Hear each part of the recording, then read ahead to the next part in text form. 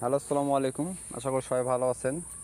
চলে আসলাম আমি আমাদের বেগুনের জমিতে।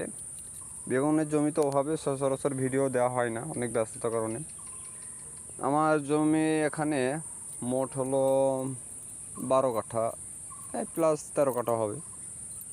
এই দেখেন বাগানের কন্ডিশন দেখেন, মোটামুটি গাছগুলো অনেক ভালো এবং সৌন্দর্য, এবং কোনো রোগ নাই, রোগমুক্ত।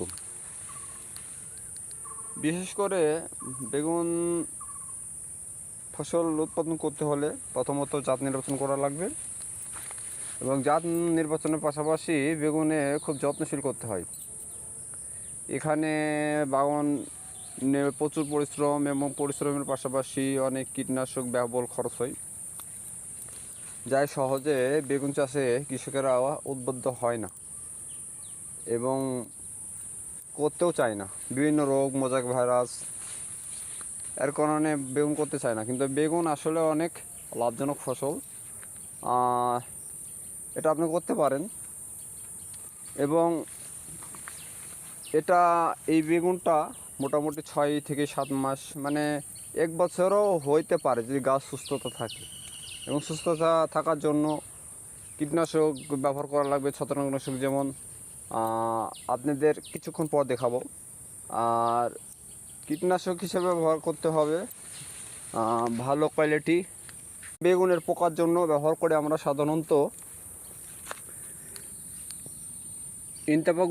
ইনতেফা কোম্পানির নেমা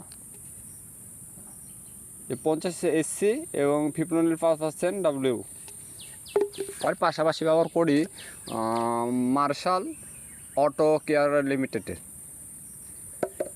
এর পাশাপাশি ছত্রাকনাশকের জন্য ব্যবহার করি রিডোমিল গোল্ড। এর পাশাপাশি আরেকটা ব্যবহার করা হয় মিমপেক্সের অ্যামিস্কোর। এটা দুটো, রিডোমিল গোল্ড এবং অ্যামিস্কোর দুইটা একসাথে ব্যবহার করলে রেজাল্টটা ভালো পাওয়া যায়। এর পাশাপাশি দেওয়া হয় সোলোবোরন অটো কফ কেয়ারের, মাঝে মধ্যে দেওয়া যায় যে পাতা ছোট যদি আকার ধারণ করে। এর পাশাপাশি আরেকটা কীটনাশক দেওয়া হয় করলাক্স 25 EC কুইনাফস গ্রুপের হলো কীটনাশক।